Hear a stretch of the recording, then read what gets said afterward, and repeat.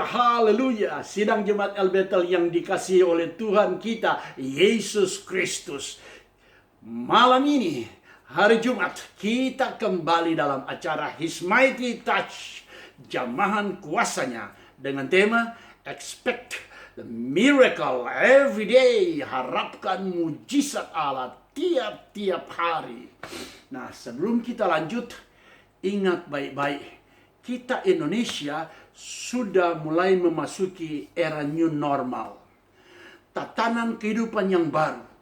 Dan khusus untuk daerah DKI Jakarta, PSBB transisi. Dan akan ditinjau lagi jika keadaan tetap seperti ini atau mulai membaik. Nah, dalam keadaan seperti ini bukan berarti COVID-19, wabah ini sudah hilang. Bukan berarti kita bisa bebas hidup kembali sebagaimana sebelumnya. Tetapi justru dalam keadaan seperti ini kita harus betul-betul mengikuti arahan dan anjuran pemerintah tentang protokoler kesehatan yang sudah dicanangkan oleh pemerintah. Dan karena itu jangan lupa cuci tangan, pakai sabun di air yang mengalir sesering mungkin. Dan jangan keluar rumah kalau tidak penting. Dan jika harus keluar rumah karena kita harus beraktivitas, maka jangan lupa pakai masker. Karena hanya dengan cara seperti ini, kita dapat turut membantu pemerintah secara aktif untuk menghentikan penyebaran COVID-19 ini, agar Indonesia segera dipulihkan dan Indonesia boleh bangkit kembali. Haleluya, puji Tuhan. Mari kita berdoa. Roh Kudus, tolong kami, buka hati dan pikiran kami, biar kami mengerti akan kebenaran firman-Mu, dan kami melangkah dalam hidup ini seturut dengan waktu, rencana, dan rancangan Allah. Bahkan kami dapat sungguh menyadari betapa Engkau, Yesus, begitu mengasihi kami. Roh Kudus, tolong kami, buka hati kami lebar-lebar untuk mendengarkan firman-Mu. Demi nama Tuhan Yesus Kristus, kami sudah berdoa dan ucap syukur bagi Bapa di sorga. Haleluya. Amin. Sekarang kita mau baca Alkitab dulu. Haleluya. Saudara boleh mengambil Alkitab saudara dan membacanya, dan saya akan membaca bagi kita semua. Firman Allah terambil dari Markus pasal yang ke-8 ayat 22 sampai ayat yang ke-26. Saya baca bagi kita semua. Kemudian tibalah Yesus dan murid-muridnya di Betsaida. Di situ orang membawa kepada Yesus seorang buta, dan mereka memohon kepadanya supaya ia menjamah dia. Yesus memegang tangan orang buta itu dan membawa dia keluar kampung. Lalu ia meludahi mata orang itu dan meletakkan tangannya atasnya dan bertanya, "Sudahkah kau melihat sesuatu?" Orang itu memandang ke depan lalu berkata, "Aku melihat orang, sebab melihat mereka berjalan-jalan tetapi tampaknya seperti pohon-pohon." Yesus meletakkan lagi tangannya pada mata orang itu, maka orang itu sungguh-sungguh melihat dan telah sembuh, sehingga ia dapat melihat segala sesuatu dengan jelas. Sesudah itu Yesus menyuruh dia pulang ke rumahnya dan berkata, "Jangan masuk ke kampung." Haleluya, puji Tuhan. Kita barusan membaca sebuah peristiwa yang sangat-sangat luar biasa, di mana Yesus menyembuhkan mata seorang yang buta. Alkitab sudah katakan, saya bacakan kembali ayat yang ke-22. Kemudian Yesus tiba di Betsaida. Di situ orang membawa kepada Yesus seorang buta, dan mereka memohon kepadanya supaya ia menjamah dia. Alkitab katakan, Yesus langsung memegang tangan orang buta ini dan membawa dia keluar dari kampung itu. Kemudian dia meludahi mata orang buta itu. Dan dia bertanya, "Sudahkah kamu melihat?" Orang buta itu berkata, "Ya, sudah sih saya melihat seperti pohon, orang bergerak berjalan seperti pohon." Dan Yesus kemudian meletakkan tangannya kembali ke mata orang itu, dan orang itu melihat dengan jelas. Dan Yesus berkata, "Pulanglah ke rumahmu dan jangan kembali masuk kampung." Hari-hari ini kita sedang memasuki saat-saat yang menentukan dalam kehidupan kita, hari lepas hari. Di satu sisi kita memasuki era new normal, dan untuk Jakarta PSBB transisi. Tapi di sisi yang lain, wabah COVID-19 ini belum kunjung turun. Berarti kita harus hidup tetap waspada. Berarti kita harus bergantung kepada Allah. Nah, lewat tema kita, expect the miracle every day. Harapkan mujizat tiap-tiap hari. Kalau kita mau jujur, memang cuma Tuhan yang bisa tolong kita. Karena itu, doamu dan doaku menyertai pemimpin-pemimpin bangsa kita dalam menghadapi COVID-19 ini. Biar Tuhan menolong mereka. Haleluya. Nah, lewat juga kisah ini ada beberapa kebenaran, beberapa rahasia Alkitab. Dan jika kita mau lakukan hal yang sama, Tuhan yang sama, mujizat yang sama, pasti jadi dalam hidup kita. Nah, hal yang pertama, ingat dengan tema, harapkan mujizat tiap-tiap hari. Alkitab katakan, orang-orang ini membawa orang buta kepada Yesus dan memohon Yesus untuk menjamah orang buta ini. Nah, memohon itu artinya meminta dengan sangat-sangat hormat. Berarti biar kita memohon atau meminta dengan sangat hormat agar Tuhan berada dalam kehidupan kita pribadi, rumah tangga kita hari lepas hari. Biar dia ada di rumah kita hari lepas hari. Karena itu sekali lagi, betapa pentingnya quality time with Jesus. Saat-saat yang berharga dengan Tuhan. Bangun mesbah doamu di rumah. Bangun akan mesbah keluargamu di rumah, agar supaya Yesus juga senantiasa hadir di rumahmu, dan jamahan dia tiap-tiap hari juga menjadi milik kita. Haleluya. Itu yang pertama. Dan yang kedua, saya akan membaca dalam ayat yang ke-23 bagian A berkata, lalu ia Yesus memegang tangan orang buta itu dan membawa dia keluar kampung. Berarti langkah yang kedua adalah relakan hidupmu dituntun oleh Tuhan, diperbaharui oleh Tuhan hari lepas hari. Kita memasuki akan yang namanya new normal. Tetapi jangan cuma new normal kita masuki, hidup kita juga harus diperbaharui hari lepas hari. Izinkan Tuhan memperbaharui kita. Jangan kita hanya minta pertolongan dari Tuhan. Kita minta jalan keluar dari Tuhan. Kita minta Tuhan bela kita di hari-hari seperti ini. Tapi kita tidak mengizinkan Tuhan memperbaharui hidup kita.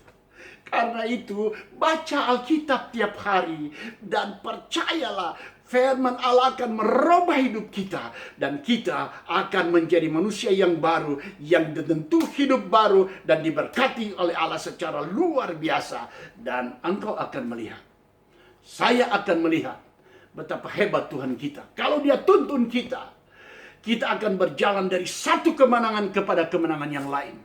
Kalau dia yang tuntun kita, maka kita akan berjalan dari satu jalan keberhasilan kepada keberhasilan yang lain. Kalau dia Yesus yang tuntun kita, maka kita akan berjalan di jalan-jalan yang orang lain tidak mampu jalani. Bahkan orang akan berkata, wow, luar biasa. Mengapa? Karena ada Yesus Kristus Tuhan kita yang memegang tangan kita. Haleluya. Ayat 23 bagian B berkata begini. Yesus meludah mata orang itu dan meletakkan tangannya atasnya dan bertanya, sudahkah kau melihat sesuatu? Perhatikan baik-baik ini. Yesus meludahi mata orang itu. Meludah tanda membenci. Tetapi kemudian dia meletakkan tangannya atas mata yang sama. Meletakkan tangan artinya memberikan pertolongan. Berita besar bagimu dan bagiku. Yang ketiga, bahwa Allah mengasihi orang sakit tapi membenci sakit penyakit. Haleluya. Nah, kalau dia membenci sakit penyakit, jangan takut hadapi COVID-19 ini.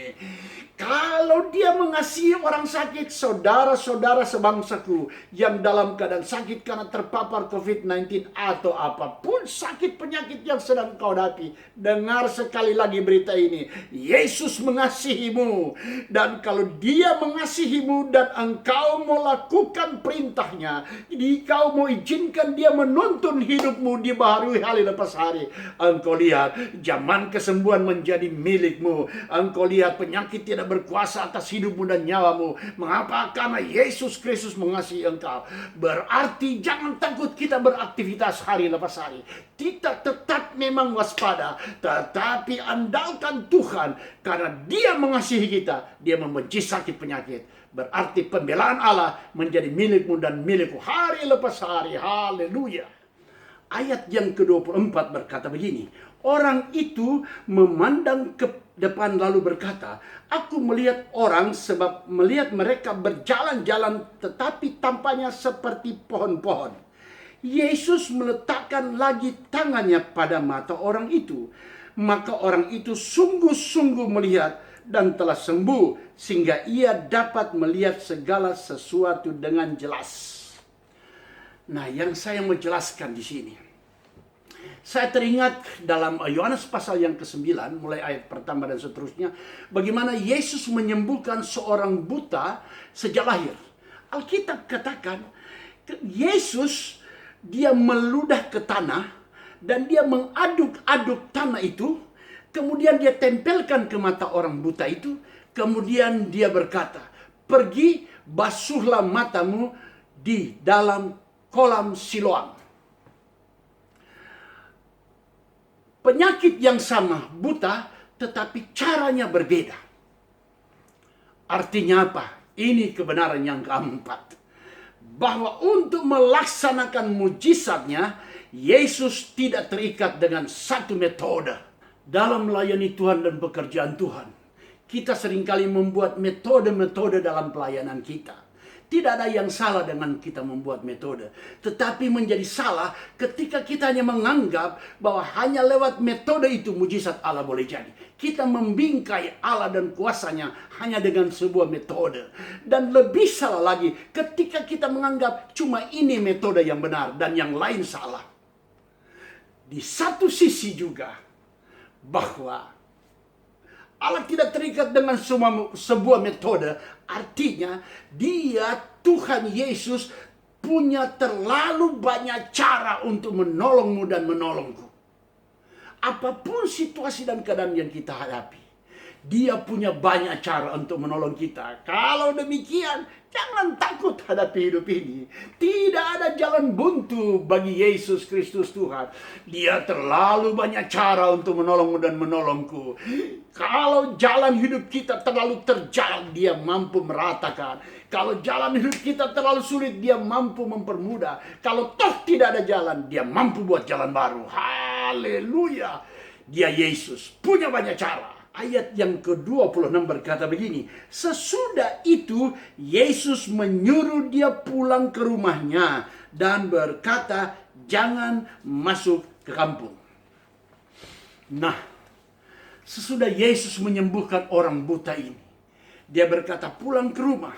Di rumah ada kaum keluarganya, di rumah ada temannya, di rumah ada saudara bersaudaranya, di rumah ada orang-orang yang mengetahui bagaimana dia buta. Yesus menyuruh dia kembali, tapi jangan masuk kampung. Artinya kembalilah, saksikanlah kebaikan Tuhan bagi orang-orang yang mengetahui bagaimana hidupmu yang lama. Karena Dia telah perbarui hidupmu, Dia telah menjamah menyembuhkan engkau, Dia telah merubah kita dari orang jahat menjadi orang baik, dari orang yang suka mabuk menjadi orang tidak pernah mabuk, dari orang yang seringkali terlibat dalam banyak-banyak kejahatan menjadi orang yang hidup benar. Saksikan kepada banyak orang bahwa kita sudah berubah, bahwa Yesus Kristus merubah hidup kita.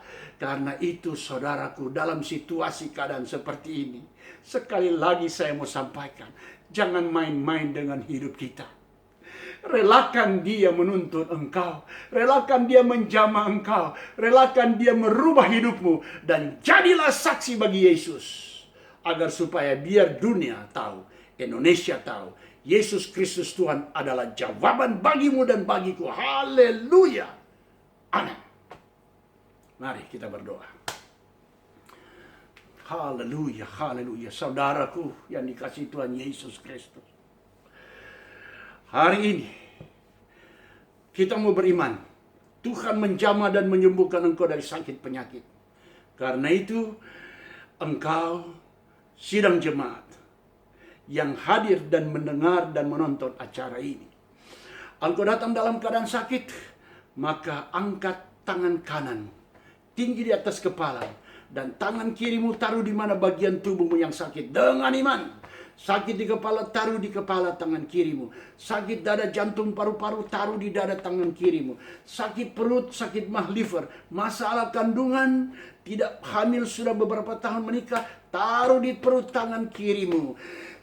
Sakit ginjal, taruh di pinggang. Sakit tumor atau kanker, taruh di mana ada benjolan atau rasa sakit. Dengan iman, Yesusmu dan Yesusmu adalah Allah penyembuh.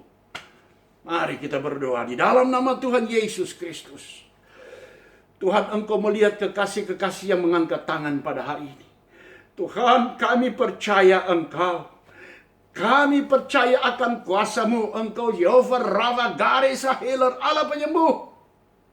Di dalam nama Yesus, segala roh sakit penyakit yang mengikat kekasih-kekasih ini, dalam nama Yesus kami cabut keluar. Dan roh sakit penyakit dihalaukan, diusir dalam nama Yesus. Dan kesembuhan daripada Allah menjadi milik kekasih-kekasih ini. Sehingga biar kami akan saksikan bagi banyak orang bahwa Engkau adalah Allah penyembuh. Apapun situasi yang kami sedang hadapi, Engkau tetap Allah yang mampu menyembuhkan segala sakit penyakit dalam nama Yesus. Biar nama Tuhan dipermuliakan. Terima kasih banyak Bapa yang datang dengan masalah dan pergumulan rumah tangga atau persoalan pekerjaan dan usaha, campur tangan bela Tuhan umat-Mu. Biar kami tahu bahwa hanya kepada Tuhan kami mendapat jalan keluar. Dalam nama Yesus kami mau berdoa Tuhan. Hamba mau berdoa untuk pemerintah kami, mulai dari presiden dan semua perangkatnya sampai kepada gubernur-gubernur teristimewa, gubernur DKI Jakarta, karena kami ada di Jakarta.